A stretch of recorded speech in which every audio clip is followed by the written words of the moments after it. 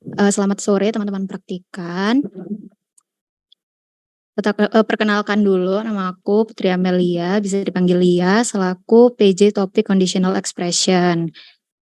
Ya, bisa di next. Aku izin on cam ya, izin off cam ya teman-teman. Langsung ke pembahasan aja, tapi sebelum itu mungkin ada yang tahu nggak seleksi kondisi itu apa sih?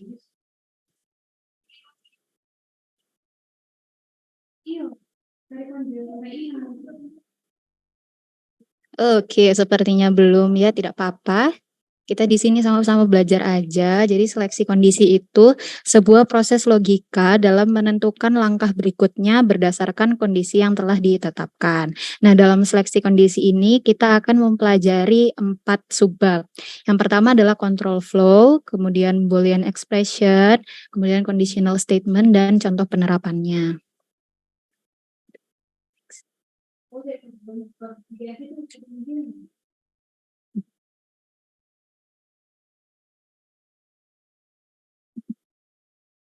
Yang pertama itu control flow. Jadi control flow adalah mekanisme program dalam mengeksekusi atau mengontrol aliran program.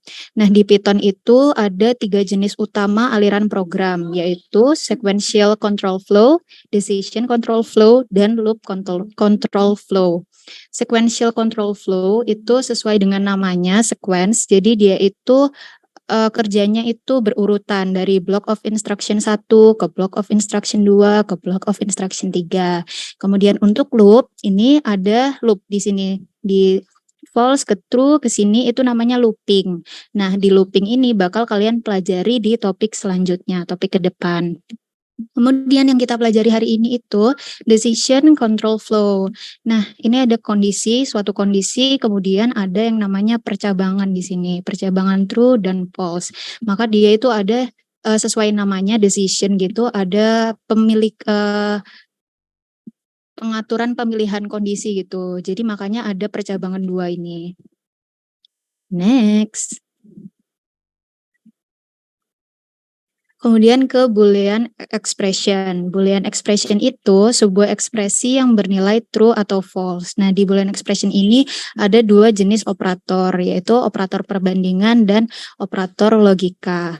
Operator perbandingan itu digunakan untuk membandingkan 2 buah nilai atau lebih. Jadi setiap kita melakukan operasi perbandingan, dia itu akan mengembalikan nilai booleannya.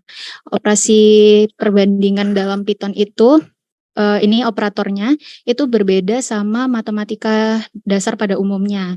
Jadi kalau di program komputer sama dengan itu ditandakan dengan, sama dengan, dan sama dengan. Jadi ada 2 sama dengan untuk mengkode operator sama dengan. Karena kalau sama dengannya cuma 1, itu ada pengkodean lain yaitu operator penugasan gitu. Jadi untuk operator sama dengan itu artinya is equal to atau sama dengan kayak biasa ya. Kemudian ada tanda seru sama dengan, itu artinya is not equal to atau tidak sama dengan. Kalau di aritmatika itu gambarannya itu sama dengan dicoret gitu. Kemudian ini ada kurang dari, lebih dari, kurang dari sama dengan, dan lebih dari sama dengan. Menurut aku kalau ini teman-teman kayaknya udah bisa lah ya, udah paham kan ya. Kemudian kita ke contohnya langsung aja. Jadi di sini kalau 10 sama dengan 10 itu benar kan? Maka Boolean expression-nya itu akan mengembalikan ekspresi true. Kemudian kalau 7 tidak sama dengan 10 itu juga benar kan? Maka Boolean expression-nya akan mengembalikan true. Kalau 20 kurang dari 15 dia itu false kan karena salah kan? Maka Boolean expression-nya adalah false. Kemudian kalau 20 lebih dari sama dengan 30 itu juga salah kan? Makanya Boolean expression-nya adalah false. Kalau dari sini apakah ada yang dibingungkan?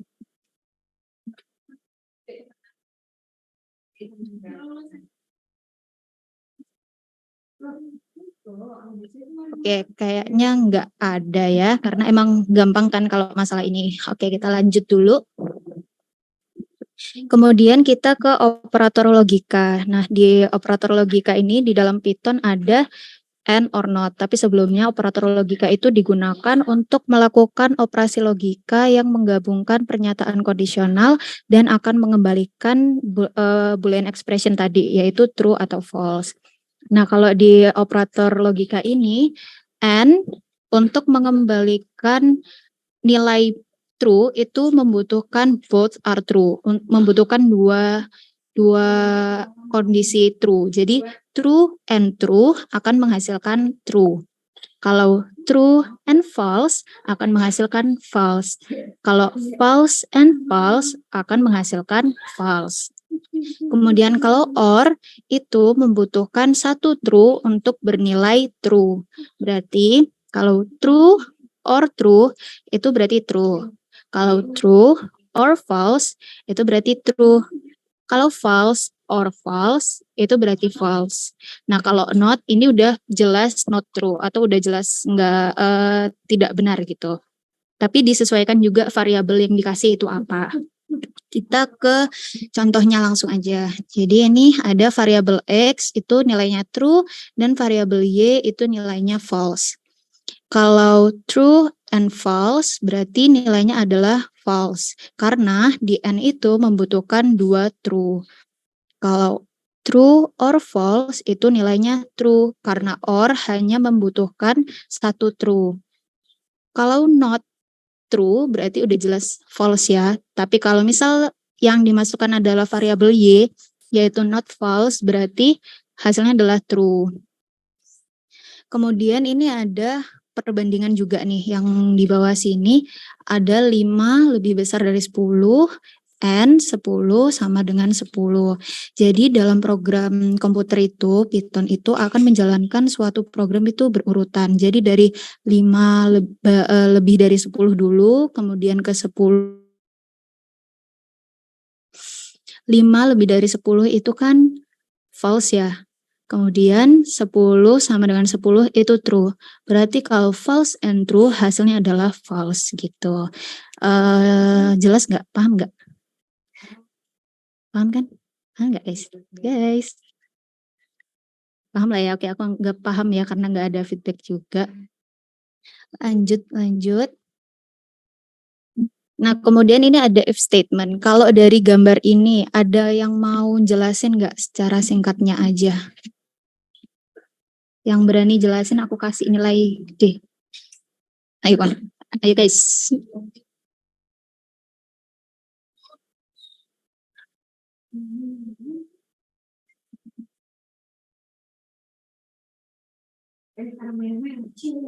Oke, terlihat kalian menolak rezeki. Baiklah, aku jelasin ya.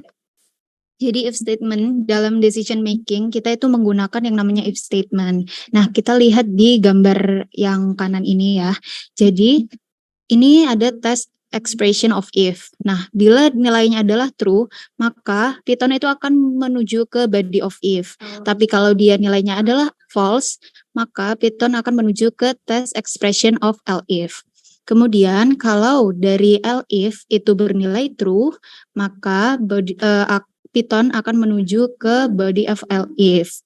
Tapi kalau false, maka Python akan menuju ke body of else. Nah, jadi di if statement itu ada 3 ini. If, elif, dan else.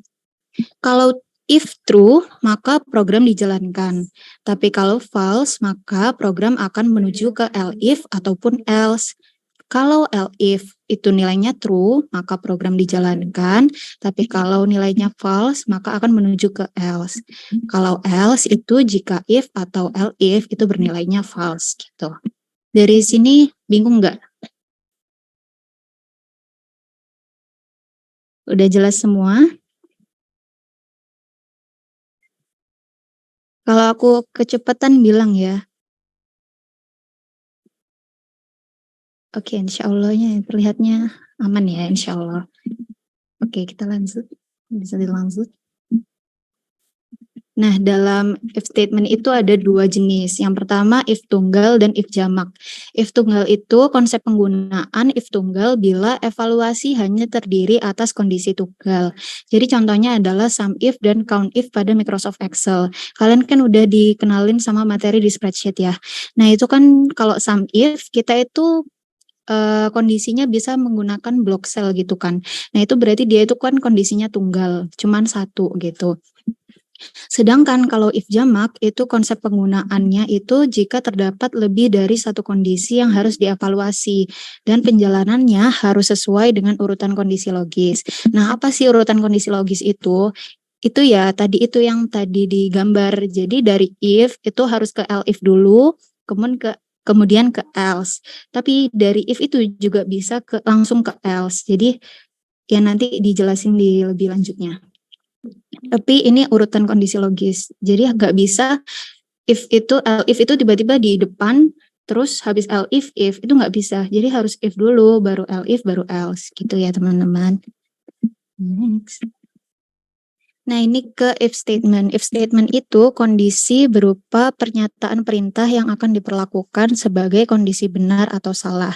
Sintaksnya adalah if boolean expression sama dengan baris perintah. Dari teman-teman ada yang tahu nggak nama boolean expression dan baris perintah ini biasanya di Python disebutnya apa?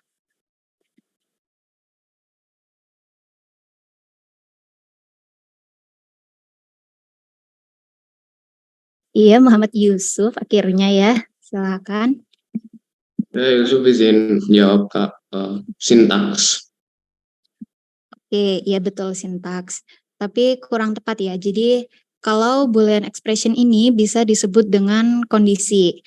Nah, atau juga bisa disebut dengan header. Kemudian untuk baris perintah ini disebut dengan body ataupun perintah gitu ya. Tapi mantap Yusuf. Terus jangan lupa untuk kasih indentasi di sini. Di bawah sini indentasi. Teman-teman udah pada tahu kan ya indentasi ya? Nih, yang di situ. Jadi jawabannya sebenarnya ada di sini, guys. Ya, begitu ya. Nah, kita ke contohnya aja. Jadi if 10 kurang dari 20, ini adalah boolean expression. Ini adalah boolean expression-nya. Kemudian baris perintahnya adalah print 10 kurang dari 20. Jadi kalau misalnya kondisi yang kita kasih itu benar, maka hasilnya adalah 10 kurang dari 20. Terus kita ke yang kanan. Jadi di if statement ini, bodinya itu baris perintahnya itu bisa tidak dikodekan juga. Itu caranya adalah dengan memberikan statement pass di sini untuk tidak mengeksekusi body apapun. Nah, kita ke contoh yang bawahnya. Ini misal variabel n itu min 10. Kemudian kita pakai statement if.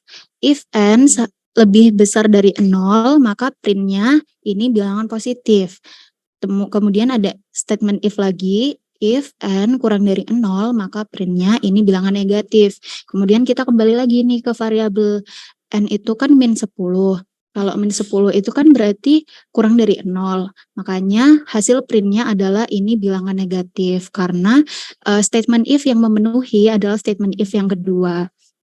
Jadi kayak yang tadi aku udah jelasin. Kalau di urutan kondisi logika itu berdasar if, elif, dan else. Jadi tapi if statement if ini bisa digunakan 2 kali. Cuman tidak direkomendasikan karena lebih sulit. Jadi bisa digunakan elif aja atau else gitu. Dari sini paham kan ya? Paham nggak teman-teman? Bisa dijawab di chat guys atau apa gitu. Paham Kak. Makasih ya yang jawab. Oke, next. Kemudian kita ke elif statement. Nah, elif statement ini kepanjangannya itu else dan if gitu.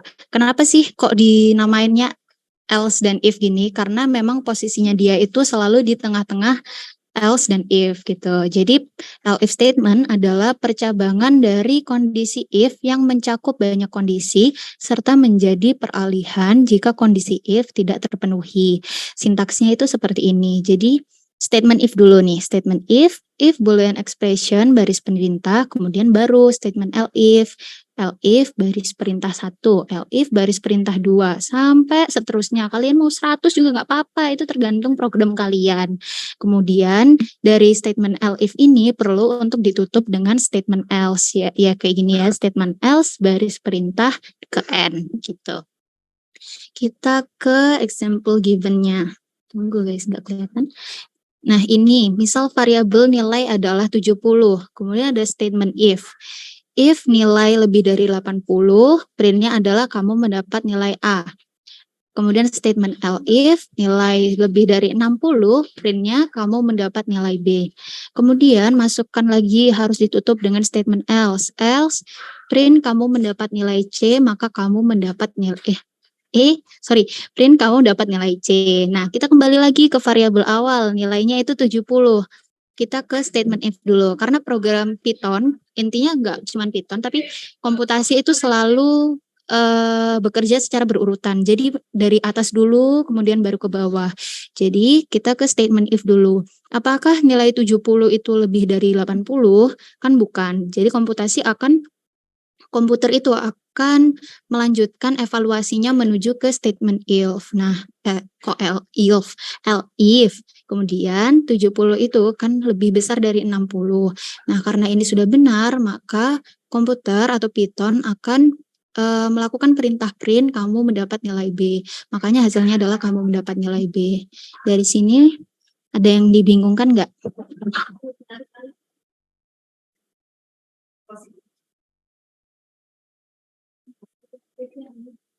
Enggak ya kayaknya ya. Oke, lanjut.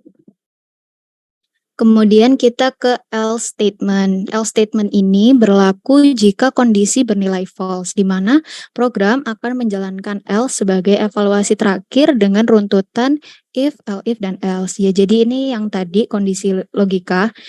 Sintaksnya sendiri adalah if, boolean expression, baris perintah 1, kemudian else, baris perintah 2.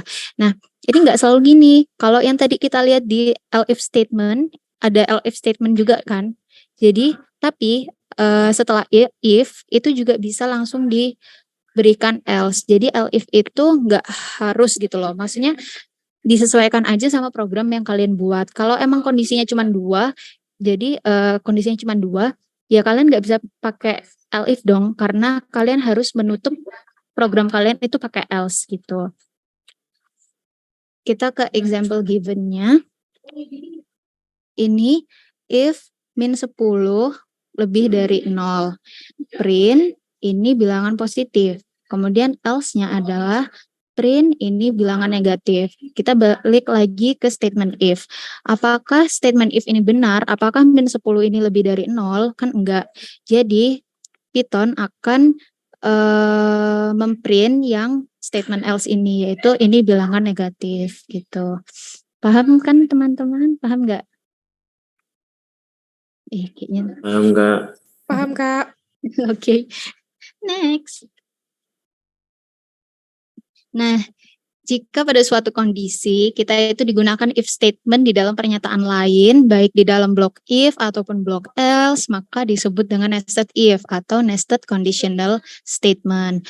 Nah, kita langsung ke contohnya aja. Jadi, misalnya variabelnya itu 10, variabel X adalah 10, nilai variabel Y adalah 5. Kemudian ada statement if nih.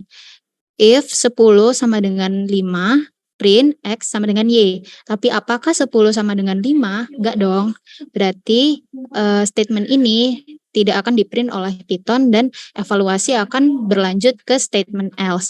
Nah, ini ada statement else. Kemudian di dalam statement else itu ada statement if dan statement else. Inilah yang disebut dengan nested conditional statement. Statement if, kita masuk ke statement if ini. X lebih dari Y, 10 lebih dari Y, 10 lebih dari 5, benar kan? Berarti print yang X lebih dari Y ini akan dikodekan oleh Python, yaitu X lebih besar dari Y di sini. Sedangkan yang else tidak akan dikode karena tidak melewati evaluasinya gitu. Jadi evaluasinya itu berhenti di statement if gitu. Paham?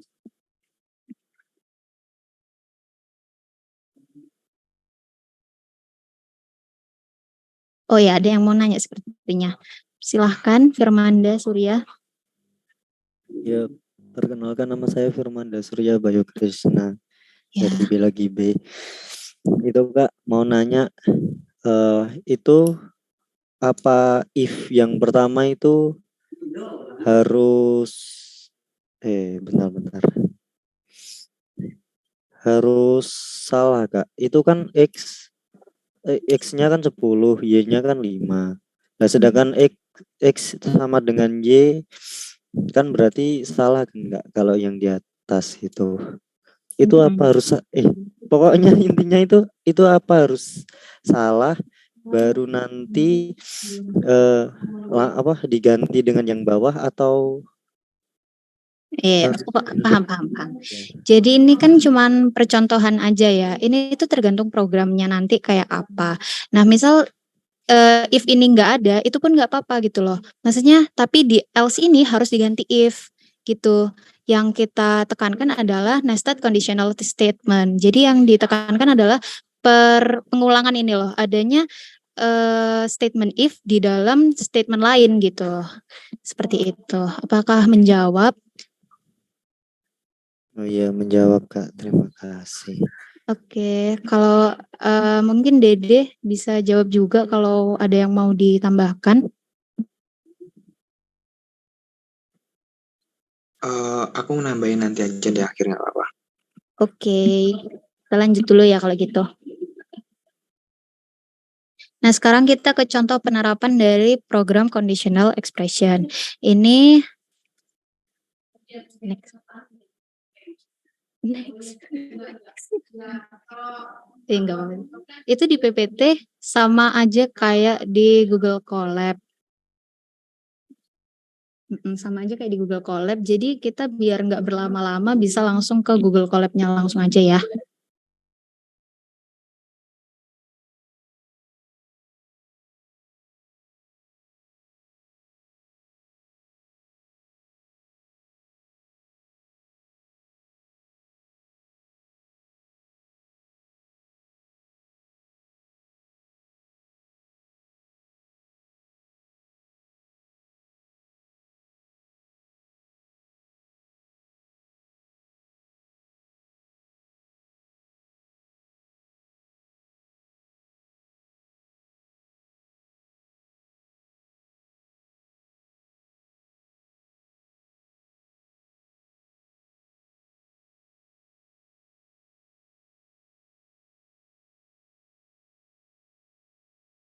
Udah kelihatan belum teman-teman?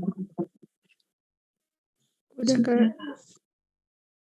Oke, jadi conditional expression itu kita bisa diterapkan di beberapa program. Contohnya adalah program ganjil genap, program kalkulator aritmatika sederhana, program IPK, dan program BMI. Dan masih banyak lagi. Itu nanti ya bisa dimasukkan di laporan. Nah, kita ke program ganjil genap dulu. Jadi yang pertama, ini kita dari awal sini ya.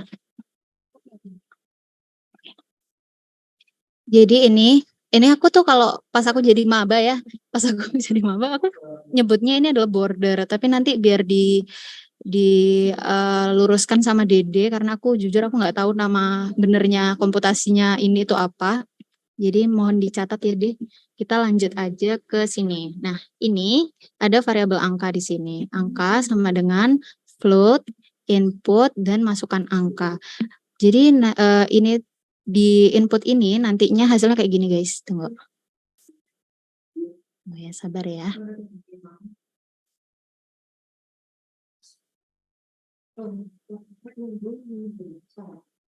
Oh, agak lemot ya, sabar ya teman-teman.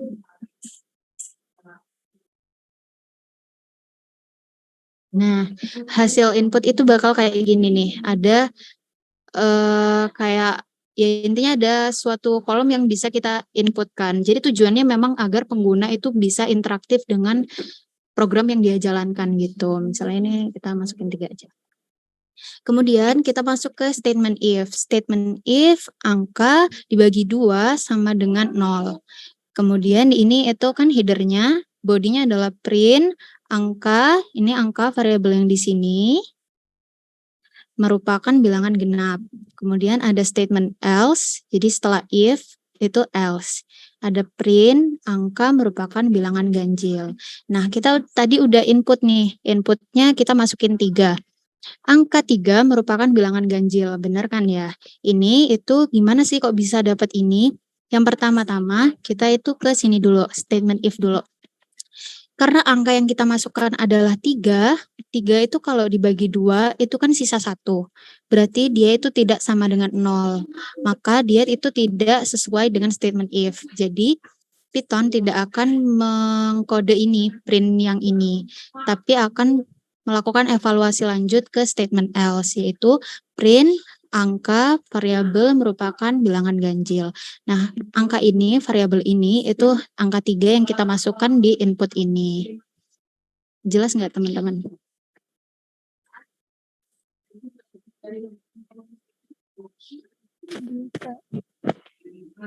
Oke. Terus ini tuh perlu untuk disertakan tipe data float. Ada yang tahu nggak tipe data float itu apa?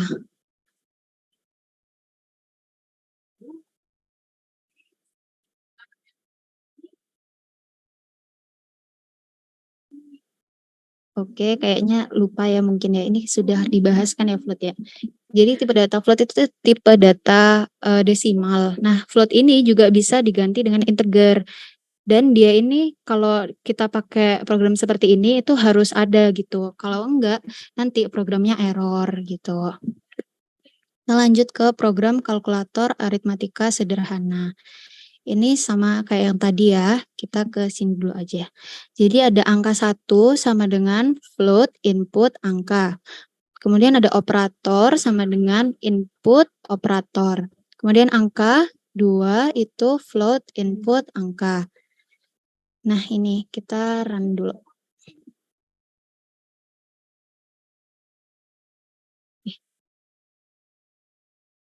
Misalnya apa ya, 2 gitu. Ini kita is kali.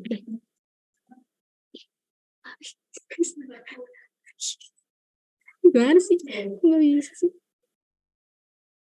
Nah, kemudian angkanya yang lain, ini misalnya angka 2-nya kita 3 gitu. Nah, oke.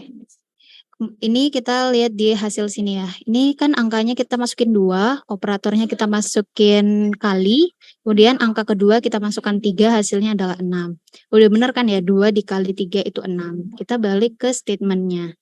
Nah, statement if itu untuk operator tambah. Nah, headernya, perintahnya adalah hasil sama dengan angka 1 ditambah angka 2. Jadi ini angka 1 yang di sini ditambahkan dengan angka 2. Ini sesuai dengan operator yang di sini. Kemudian kalau elif itu operator kurang hasil, nanti angka 1 dikurang angka 2, elif ini dikali angka 1 dikali angka 2 dan seterusnya sampai ke else. Nah, di else ini itu print operator tidak ditemukan. Biar nggak bingung, kita coba aja. Apa sih maksudnya operator tidak ditemukan di statement else ini?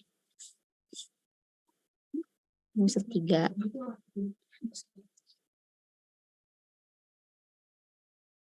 Ini misal kita masukin operatornya itu dan gitu ya, kan dia nggak ada di sini. Jadi dia di luar dari syarat operatornya. Kemudian kita masukin. Nah, hasilnya itu operator tidak ditemukan. Tapi ini ya itu hasilnya adalah operator tidak ditemukan. Karena di sini kan yang dimasukkan variabel operator. Jadi kalau misal kode yang kita masukkan itu tidak sesuai, maka akan printnya itu bakal ke statement else ini. Teman-teman paham nggak? Atau mau diulang?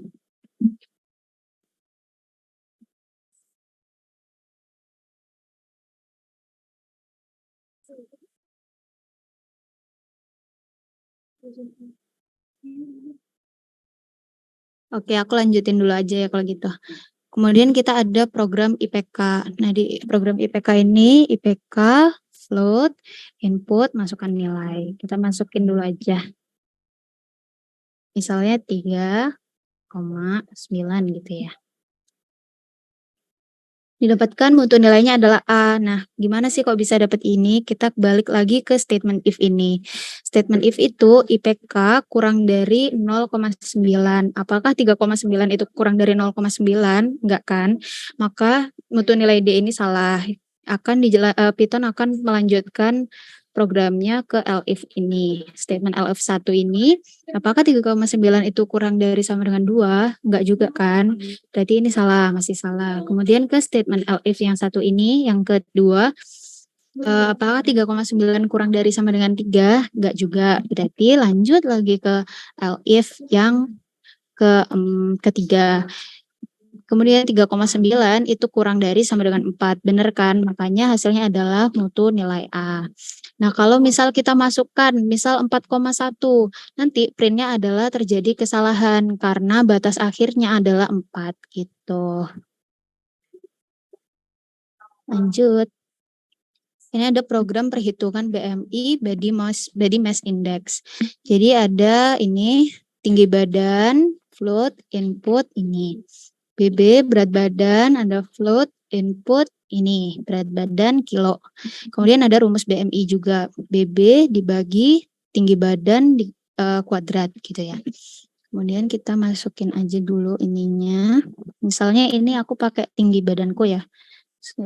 Satu. Karena ini meter jadi 1,6 ya. Kalau misal senti baru 160, tapi karena ini meter jadi 1,6. Kemudian kalau berat badan misal 45 gitu. Hasilnya adalah Anda kekurangan berat badan. Kok bisa? Kita kembali ke statementnya. Ini statement if. BMI kurang dari 18,5. Printnya adalah Anda kekurangan berat badan. Nah, ini udah benar. Kenapa? Karena kalau dilihat di rumus BMI ini, hasil dari ini 1,6 dan 45 ini akan menghasilkan 17,6-an. Nah, jadi dia itu udah memenuhi BMI yang kurang dari 18,5.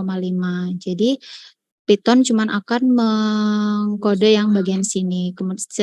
Sedangkan elif yang ke-1, kedua dan else ini tidak gitu. Udah guys, gitu aja. Gampang bukan? Ada yang mau ditanyakan nggak?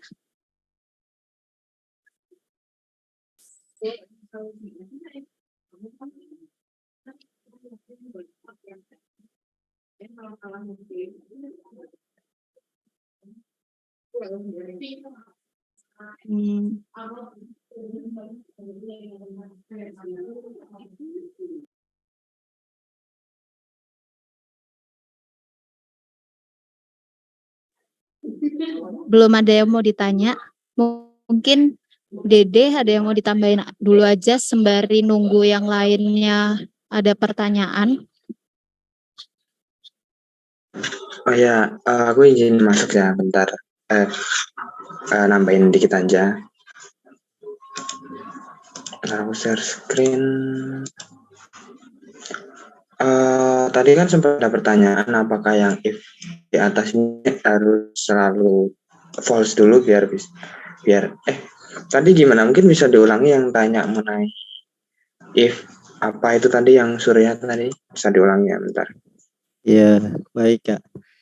Ya, tadi untuk menjalankan data apa tadi kalau nggak salah conditional apa itu kan Kak ya. Itu apakah yang if itu harus ya benar tadi apa harus salah dulu Malah oke. baru nanti diturunin gitu. Oke, ya benar, aku izin menjawab ya. Jadi kayak misalnya ada diagramnya nih, biar mempermudah nih. Nah, di sini kan contohnya ini if else, ini if else. Nah, apakah semisal kita mau ngejalanin kode else ini, apakah if-nya harus salah dulu? Ya jawabannya tuh benar. Nah, jadi kalau dari namanya aja kan seleksi kondisi ya. Jadi kondisinya tuh diseleksi mana yang benar dan juga mana yang salah. Ketika kondisinya itu benar, jadi blok kode yang udah dikaitkan itu bakal yang akan dieksekusi. Tapi ketika kondisinya salah, dia nggak akan dieksekusi. Ini contohnya kayak gini ya. Nah, kalau yang di atas ini yang kayak plain program ganjil genap, ini tuh sebenarnya cuma buat kayak hiasan aja, nggak ada fungsi khususnya. Nah, kayak gini kan biar lebih menarik aja, karena program yang akan kita buat kan masih berupa plain text ya. Kayak ini kan masih plain text, nggak ada semisal kayak tampilan Windows kalian atau tampilan Mac kalian. Nah, itu kan kita kayak bisa, atau ini aja wes. Ini kan kita bisa ada view, edit, insert runtime. Nah, ini kan namanya GUI ya, atau graphical user interface. Nah, kalau dari program kita kan masih berupa tulisan kayak ini, belum ada GUI-nya. Dan kita nggak akan bikin GUI-nya juga, soalnya itu mungkin sedikit rumit juga, takutnya bingung kayak gitu. Kita fokus ke gimana programnya berjalan aja. Nah, kalau misalnya di sini kan ada input. Input ini tuh digunain buat ini kayak gini. Nah, kalau kalian nggak masukin input ini, dia nggak bakal muncul. Input ini biar lebih interaktif aja antara user dan programnya sendiri kayak gitu. Nah, terus di sini tuh kita misal tinggal masukin angka ya, 5. Nah, 5 merupakan bilangan ganjil. Nah, kenapa di sini harus ada float? Nah, kenapa sih sebenarnya? Nah, sebenarnya kalau kita cuma pakai input ini doang, floatnya kita hilangin. Ini misalnya kita hilangin ya. Nah, ini misal floatnya kita hilangin. Terus bakal gimana sih kalau misalnya kita hilangin 90?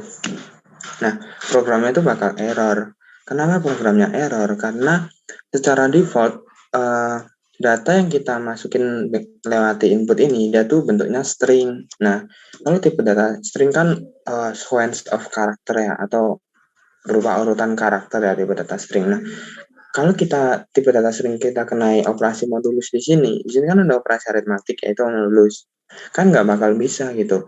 Misalnya 5-nya tuh dalam bentuk string. Kalau 5 dalam bentuk string tuh kita nggak bakal bisa ngasih operasi modulus kayak itu. Nah, maka programnya tuh jalannya error. Makanya di sini kita kasih float.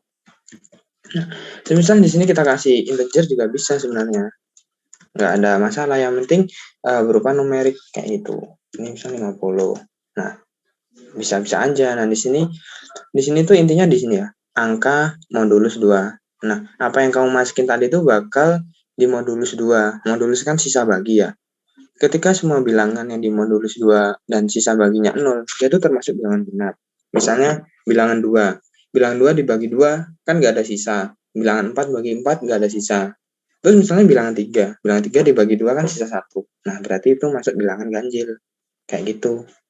Nah, pokoknya seleksi kondisi itu berjalan urut. Kalau misal if-nya ini false, berarti baru else yang akan dijalankan. Nah, untuk menjalankan else ini, if-nya itu juga harus false. Pokok else ini tuh buat nangkep ketika semua kondisi di atasnya itu false semua, baru dia masuk ke else kayak gitu. Nah, aku jelasin yang ini tadi ya. Nah, ini tadi kayak misalnya nih. Nah, misalnya kita nggak mau ngasih operator yang salah kok tetap muncul hasilnya kayak gitu. Misalnya tadi kan cuma dicontohin. Bisa kasih operator apa ya? Misalnya operator dolar. Nah, di sini kok masih ada hasilnya nih, maksudnya gimana? Nah, kenapa kok muncul hasil? Jadi program sebelumnya tuh udah pernah kita run. Nah, dan programnya itu kita jalankan operasi penambahan, makanya bisa muncul hasil di sini. Nah, di sini kan berarti kayak ada yang salah nih pada program kita. Harusnya kalau operator nggak ditemukan, hasilnya juga nggak akan muncul kayak gitu kan. Nah, letak kesalahannya tuh di sini. Nah, dia tuh di sini tuh dia nggak masuk bagian seleksi kondisi yang bagian hasil ini. Inilah yang bagian seleksi kondisinya doang. Jadi nanti kayak di bagian seleksi kondisi ini kan masing-masing ada variabel hasil ya. Hasil ini, hasil ini, hasil ini. Nah, ketika salah satu kondisinya true, maka variabel hasil itu akan terbentuk. Nah, ketika udah terbentuk, di sini tuh bakal di print gitu hasilnya kayak apa. Di sini backslash T itu maksudnya tab ya, biar di ininya tuh sama spasinya kayak gitu. Nah, terus gimana nih biar hasilnya tuh nggak muncul? Ya udah, berarti ini perlu kita pindahin kayak gitu. Nah, perlu kita pindahinnya tuh di masing-masing ini. Nah, ini. Nah, ya. Nah, di masing-masing ini perlu kita tampilkan ini biar programnya tuh benar-benar berjalan sesuai.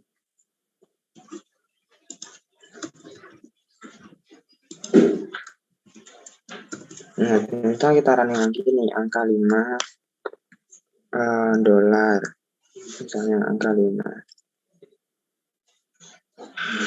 Nah, kenapa hasilnya kok terus muncul di ya? Oh, maaf. Ya benar, hasilnya tetap muncul karena ini operatornya ada, bukan operator dolar. Nah, ini kan tetap. Nah, ini udah benar programnya. Ya, kita run lagi 5 dolar 5 ya misalnya. Nah, operator nggak mungkin hasilnya kan udah nggak muncul, ya kan? Karena di bawahnya else ini nggak ada hasil, di else ini juga nggak ada hasil kayak itu. Oke, aku cuma pengen nambahin itu aja, pokoknya selebihnya udah aman. Nah, di sini kan ada, ini kan mungkin sesuatu yang baru ya, bukan baru sih, tinggal kombinasi aja. Nah, ini kan BMI kurang dari 18,5, semisal kayak tadi kita masukin.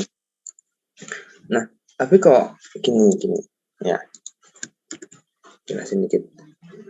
Ini aku masukin ya. Maaf, ini kan karena ada parameter ya harus sesuai berat badannya. Nah, semisal kenapa sih kok dia itu bisa ngategoriin berat badan ideal? Nah, dia tuh dari mana gitu? Komputasinya kayak gimana? Nah, jadi dia tuh fokusnya di sini. Nah, rumusnya BMI kan berat badan dibagi tinggi badan kali 2, tinggi badan pangkat 2, atau tinggi badan kali tinggi badan. Kalau kalian nggak percaya, coba cek di buku ya, atau mungkin di Google langsung aja rumus BMI kayak gimana. Nah, terus kok malah dia tuh bisa ngategoriin ini gimana ya? Di sini tuh nanti terjadi perhitungan. Nah, hasilnya perhitungan ini dia dimasukin ke BMI ini. Nah, ketika hasilnya nanti itu ada angkanya ya. Nah, nanti angkanya di sini tuh baru dibandingkan kayak gitu. Misalnya kita print BMI ya, kita tampilin nih BMI-nya itu berapa kayak gitu. Misalnya shift type ini biar sama aja. Terus itu folder BMI function. Nah, tinggi badannya misal random aja deh. 169 misalnya. 169 cm berarti 1,69. Nah, berat badannya misal 70 misalnya. Nah, di sini kan terjadi perhitungan ya. Nah, hasilnya ini tadi dihitung dan hasilnya tuh kayak gini. Hasilnya 24, ini bla bla bla bla bla bla berapa itu. Nah, terus ini tuh dibandingin 24 ini tuh masuk ke kondisi yang mana. Nah, 24 ini kebetulan masuk ke kondisi yang ini. Di antara 18,5 sama 24,9. Nah, 24 masuk karena ini benar, berarti ini yang akan dieksekusi kayak gitu, teman-teman. Oke, dari aku mungkin itu aja. Ada yang mau ditanyain nggak?